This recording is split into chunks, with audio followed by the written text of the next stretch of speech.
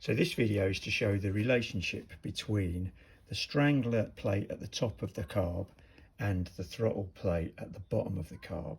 And the two plates are linked together by a rod mechanism here and a cam that sits in the choke mechanism up here.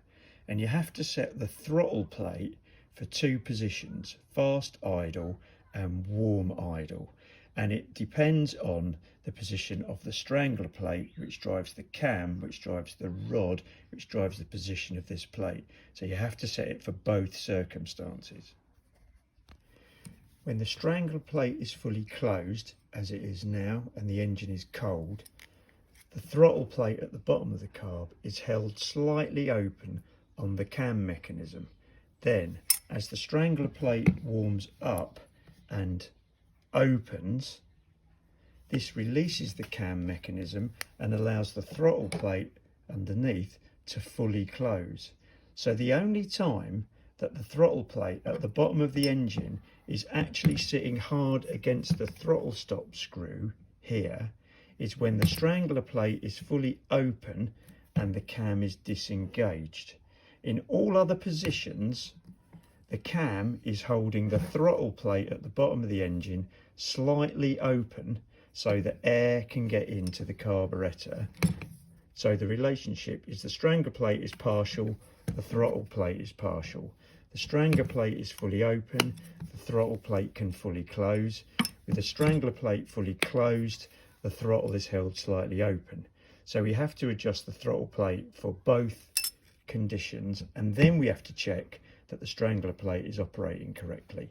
If you don't do this setup, you will never get the carbs to idle properly. So I've now disconnected the rod that connects the two together so that I can adjust the throttle plate independent of the choke. But you can see that with the choke fully closed as it is now, the rod will only go up to that position there. But if I reach round and open the strangler plate, I can pull the cam up and the rod goes higher, which in reality means that the throttle plate would be able to close. Whereas with the strangler closed, like that, the rod only goes up so far, and this therefore holds the throttle plate slightly open. So I'm now going to adjust the bottom throttle plate, the main throttle plate. I can adjust that, it's disconnected from the rod. I can adjust it to the textbook at 0.1 millimeters open, and I'm going to do that using the throttle stop screw here. And this is the only time that the throttle stop screw actually has any impact on the throttle plate. So I've now adjusted the throttle plate in both positions. With the rod disconnected, I've adjusted it to 0.1 of a millimeter opening. And then with the rod connected and the strangler plate at the top shut, I've adjusted the rod length to give me an opening of 0.6 of a millimeter. There you go, it's been held off of the throttle stop position. So the throttle stop screw is not touching the end stop. The plate is being held in that position there by the cam mechanism and the rod with the strangler closed. If I open the strangler up, try not to drop the carburettor, and then activate the throttle, I'll try and get the angle in now. This is terrible. Oh, now you can see at that angle there, now you can see that the throttle plate is held against the throttle stop.